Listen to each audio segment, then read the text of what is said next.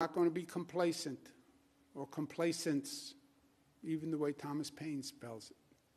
Let's take some questions. Thank you, Governor. If you'd like to ask a question, please use the raise hand function at the bottom of your window. We'll take a brief moment to compile the Q&A roster.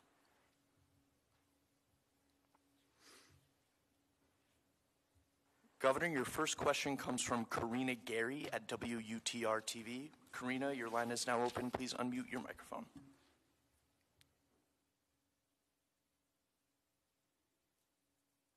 Hello, Karina, please unmute your microphone. Hello.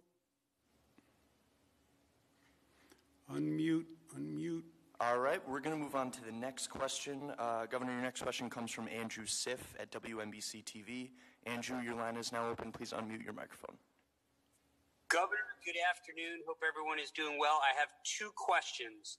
The first question has to do with the nursing home situation. You've described this void, but to clarify here, the void doesn't fully explain what state lawmakers say, which is that they had been asking for that data for months, long before your rationale that you couldn't give it to them because the DOJ took precedence. So I'm just wondering if you can explain to people why that data couldn't have been presented to the legislature before August. And my second question has to do with vaccinations. Mayor de Blasio talking about supply problems in the city today, saying it's not all weather related, that they're just not getting enough. And in some cases, it's because the state is holding up the arrival of doses in New York City. I'm wondering if you can clarify what might be happening there. Okay, let's do the mayor first. I think he's confused, I think is a fair statement. The federal government sends the allocations directly to the city. That's how it works. They don't send, it doesn't go federal government to the state and then the state allocates. It goes federal government, FedEx, transport, directly to the city. So he's once again confused. It may be that there are snow delays, but his shipments come directly from the federal government. So he should call the federal government and say the shipment is late. They don't come through the state. We have nothing to do with physically distributing to the state. In terms of the dates of the state request and the DOJ request, I don't know. I thought they were roughly at the same time. Yes, he participated in extensive testimony was delivered August 12th by Dr. Zucker and other officials as part of a legislative request. They had a very lengthy public hearing, and the request was a follow-up to that hearing in August. If there are other requests that predate that, we're happy to go back and look. Yeah, but also, Andrew, on the state legislator's request, I said, yes, we were not timely on responding to state legislators. More importantly, we were not timely enough in providing public information. I get the state legislators. I'm more interested, or just as interested, in getting public information out. And people wanted a lot of information. Now, why was there a delay? Frankly, because everybody was working 7 days a week, 24 hours a day on actually managing the issue. And all these requests take time. Every time you get another request, you have to go back to the nursing homes, you have to put together information, you have to make sure it's right. So there was a delay in providing public information. Once there's a delay, then people say, oh, I wonder why they're not providing the information, and they come up with theories. Or just you create a void, and then people can add their own theories, right? So Donald Trump adds a theory, everybody adds a theory, and it's a distraction from their issue in politics, right? Anyway, we'll leave the politics out of it. But I said to the state legislator, yes, we were slow in responding to you. And we told them we were slow in responding to them.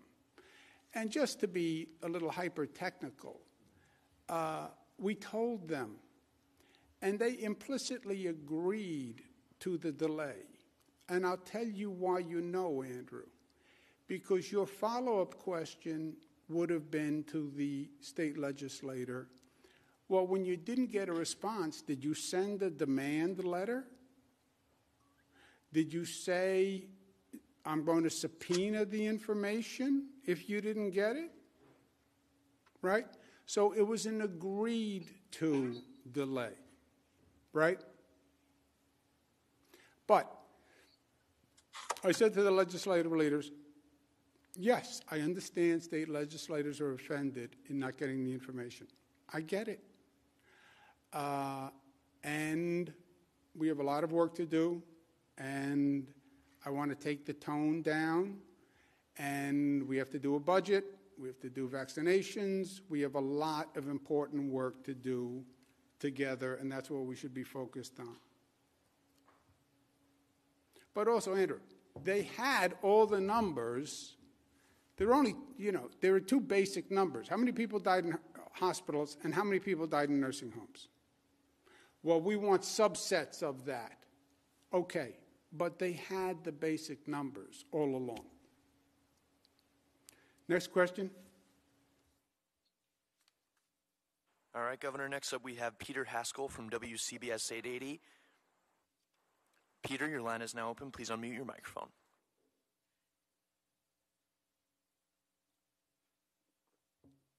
Hello, Got it. Thank you. Hello. Thank you. It seems one of the questions here is about credibility. There are people, Democrats and Republicans, who wonder, did you lie to them? And they say, can we trust this guy still? What do you say to them? I say, first of all, look at the results, Peter. Can you trust this state's response to COVID? Let's look at the facts. No state was hit as hard as we were. We were ambushed. We went from the highest infection rate to the lowest. We were on the verge of overwhelming the hospitals, like China, like Italy. That never happened. We never wound up in the situation that California is in today. New Yorkers did a phenomenal job. Dr. Zucker did a phenomenal job. That is all a fact. Well, he didn't respond to my request. Yeah, well, he told you he wasn't responding to your request. It's not a credibility question. I said, no, I'm not answering your request now. I have a lot going on. We're managing the pandemic. We're responding to the Department of Justice. I said no. It's not credibility.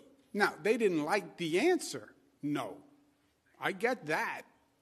But that's not credibility. So I might get a second chance. Do you know what I'm saying? Is Jack here? Shh. Shh. Peter's on the phone. Go ahead, Peter. Can you still hear me? Yeah.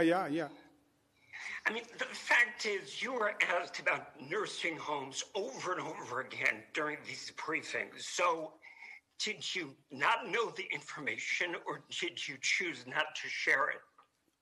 I knew the information that I gave you. Total number of deaths in hospitals, total number of deaths in nursing homes. And Peter, that's what I was focused on. Frankly, I hadn't even heard a lot of these concepts.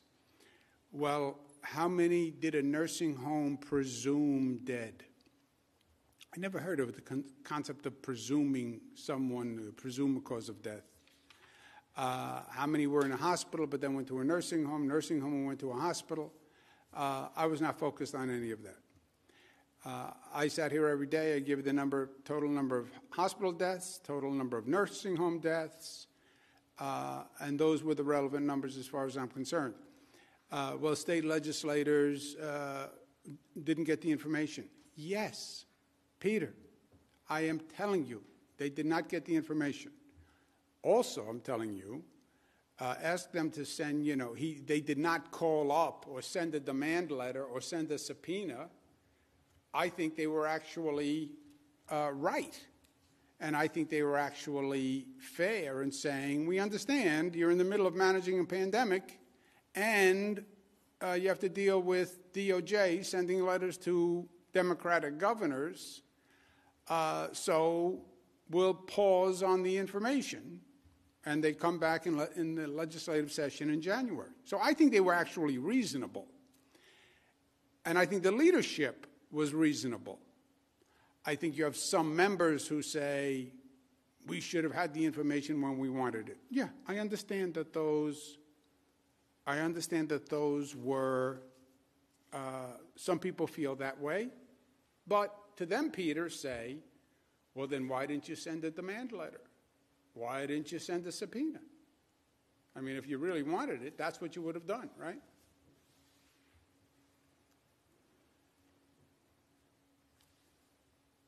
Gareth, do you have anything to add on that? I thought that was good. Okay, next question, operator. Next up, we have Jeff Kulikowski from Channel 9 in Syracuse. Jeff, your line is now open. Please unmute your microphone. Hi, Governor. How are you this afternoon? Good. How are you? Okay, thank you. So I'm wondering if you could provide a little clarification about the vaccine delays. Does that impact, have any impact at all on the state-run sites? I'm thinking of, obviously, the state fairgrounds here where we are in Syracuse. It may. It may. We do not know yet, Jeff. We're compiling data, but the White House made it clear that the storm affected many of the transport hubs and that there are delays. We don't know specifically because they're all individual deliveries. You know, it's amazing when you think about it, Jeff, but FedEx makes many of these deliveries. So we don't know yet exactly how many sites got their FedEx distribution and how many didn't. So how would you suggest people best track it? They'll be emailed if they're impacted, or what should we communicate to people tonight on the air? We will. No appointments have been impacted thus far. If there is any impact, we'll let you know right away.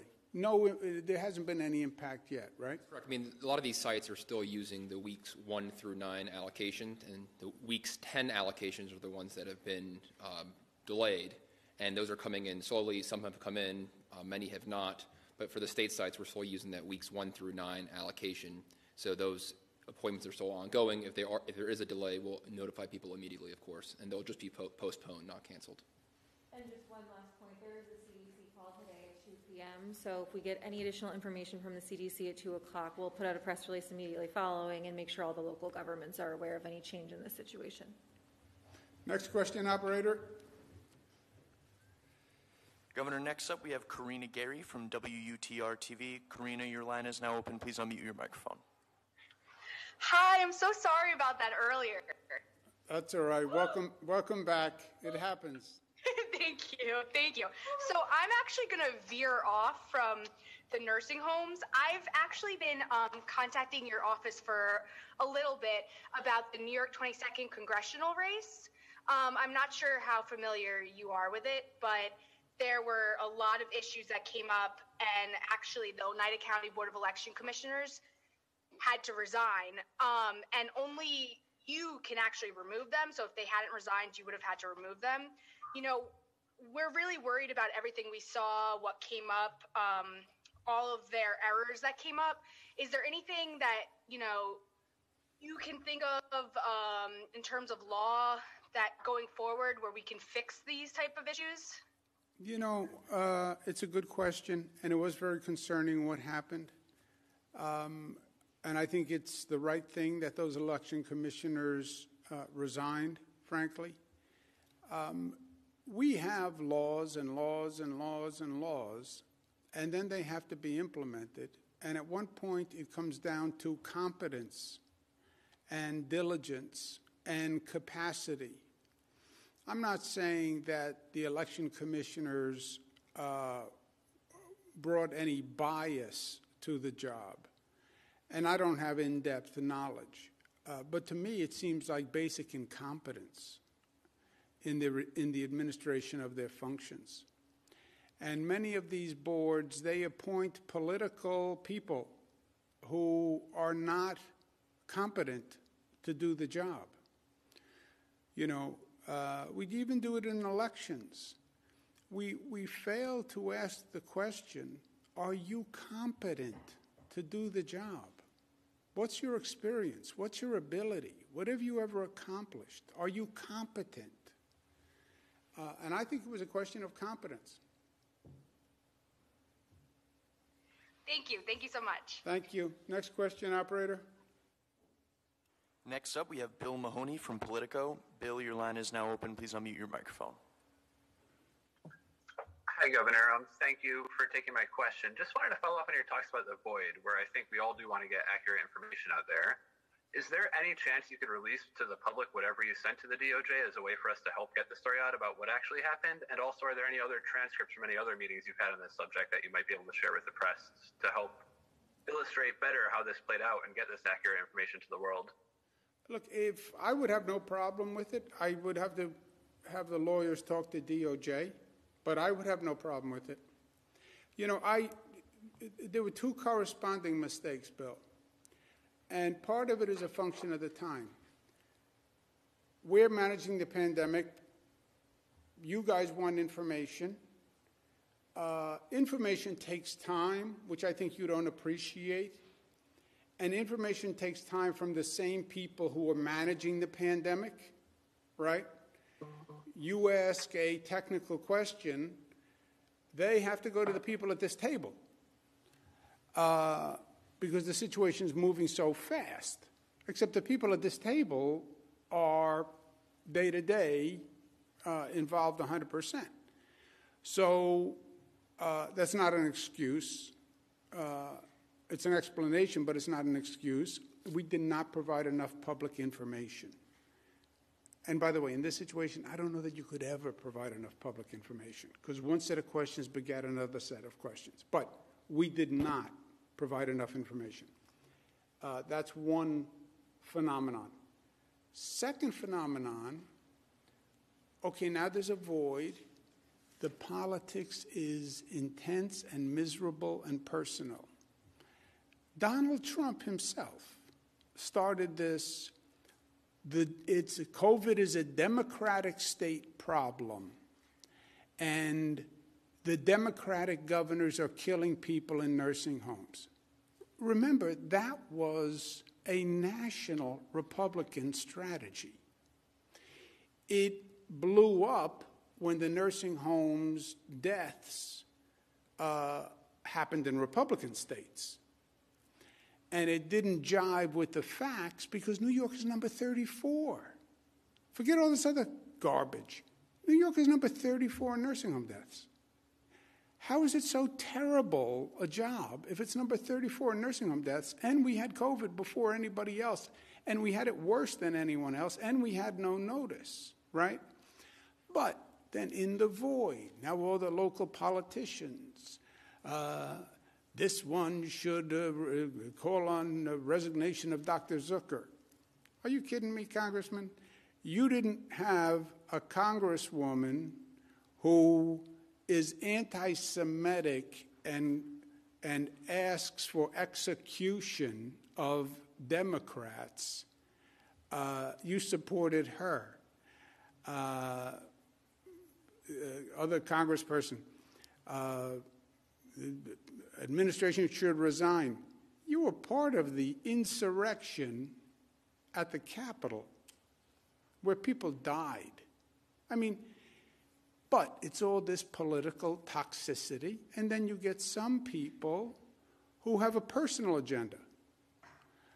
Some people who have had a long-term problem with this office, which still goes on. where we believe there was unethical, if not illegal, activity. And that continues. So now you have that in the mix. But that all fills this void. Now, you could say, Bill, because you've covered this a long time, well, that's just another day in politics, right? Accusation, cross-accusation, you did this, I did this. That's just another day in politics, right? That's mudslinging. That's why people are disgusted with the whole thing. Yes, but, and there's a big but here, and this is why I made a mistake being complacent, and this is why I'm no longer going to be complacent. It wasn't the normal political back and forth. You had a different audience. The audience were the grieving families of nursing home victims. That was the audience. And it wasn't just the normal back and forth with you as a reporter and tweets and this garbage and that garbage, which I do dismiss, to tell you the truth. I don't even read Twitter. I do dismiss it. And I've always dismissed it because it's so obvious and transparent and disgusting. But there was a different audience. And now I have people who lost a loved one saying, I don't understand. They're saying my father could have lived. I don't understand. They're saying my father only died because somebody came from a hospital, from a nursing home, and brought COVID into the nursing home. And they're getting pieces of information, and they're listening to some of these real zealots spin these tales, and you look at the partisanship, Bill. But for a couple of exceptions where it's personal, it's all partisan. But the audience was different, and I made my complacence was wrong. I should have tamped down every attack because the audience hearing it didn't know that this is the normal political garbage, and it hurt them. That's what I feel badly about. I also think it's terrible that they attack the health department and Dr. Zucker, but that's just the normal ferocity in this political moment, right? But all this said, I am not going to be complacent anymore. I'm not. If there's a untrue, I understand there are newspapers with partisan agendas. They make it clear. I know, but some people still read those newspapers and think they're newspapers. I'm not going to allow false information or people who have a political agenda to make false statements without rebutting it. Because the Department of Health professionals don't deserve being criticized unfairly. Their credibility is important so that people know they're getting credible information. And I'm not going to allow the families of the nursing homes to be confused. So I'm not going to be complacent. Funny, you guys like to say, I'm too aggressive. No. I wasn't aggressive enough. I didn't come back to you every time you retweeted some congressperson who is my political opponent, some county executive who ran against me. I never went back to you guys and said, hey, there's a whole political backdrop here. I should have, because nursing home families were misled. But they now have all the facts. They have all the facts. So should we expect? And we do have to move forward. And what I said to the legislative leaders, which is important, is, look, I get all this. And I get the legislators who are offended that they didn't get precedence on their report. I get it. But we have to do a budget. We have to do vaccines. And then we face probably the greatest challenge that this state has faced in modern history. We have to rebuild the economy. And right now we have a hemorrhaging situation. We have New York City hemorrhaging people and revenue. And this is going to be a problem for many urban environments. You know, Zoom, Bill, exposed people to a different world. I don't have to be at a place of work. I can be sitting in my den in my pajamas, and I can do work. Well, but if you're not in an urban environment, if you're not in a city, you can't go to a play, you can't go to a museum. I don't want to go to a play or a museum now anyway.